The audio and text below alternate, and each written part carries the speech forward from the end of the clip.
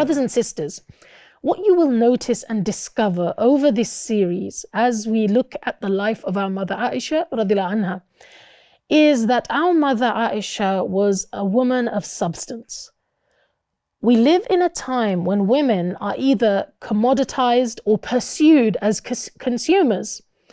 The various pressures and industries that are constantly calling to us to be enslaved to them are insidious. The fashion industry, the music industry, the beauty industry, social media, all seek to influence us as women. And that is why it's so important for us to know our own principles, to know Allah's commands and prohibitions, and to have a strong relationship with Allah subhanahu wa ta'ala. Because there's nothing that Allah subhanahu wa ta'ala has commanded us with except that it's good for us.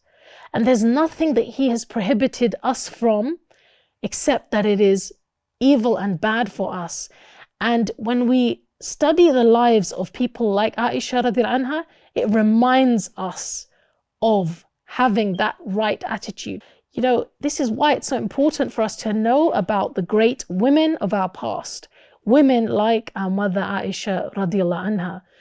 Because if the Muslim Ummah is to be revived, we need women who can resist the temptation to be materialistic, the temptation to being fickle and blowing hot and cold. We need women of substance who think, who have a deep understanding and motivation for the next life, not for the fleeting pleasures of this life.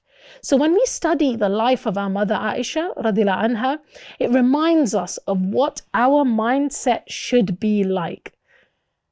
Because this life is not forever, it's short. And our job is to navigate it carefully as believers. We will make mistakes, tragedies will happen, and harm may befall us. May Allah protect all of us, as if befell those before us. When we look at the life of Aisha radiallahu anha, we see a life with great happiness, but we also see that she experienced great pain, and we will go into that inshallah in future episodes. We see that people slandered her. We see that the Prophet ﷺ passed away, her husband passed away when she was only 18, and she lived the rest of her life unmarried. She never had children of her own. She experienced emotions that we all experience, things like jealousy and, a sense of competition and, all kinds of feelings that all human beings feel. But what we find is that even though she made mistakes, things that she considered to be mistakes, and at times she was regretful, what we learn is that, how should we respond when those difficult feelings and those difficult times come into our lives?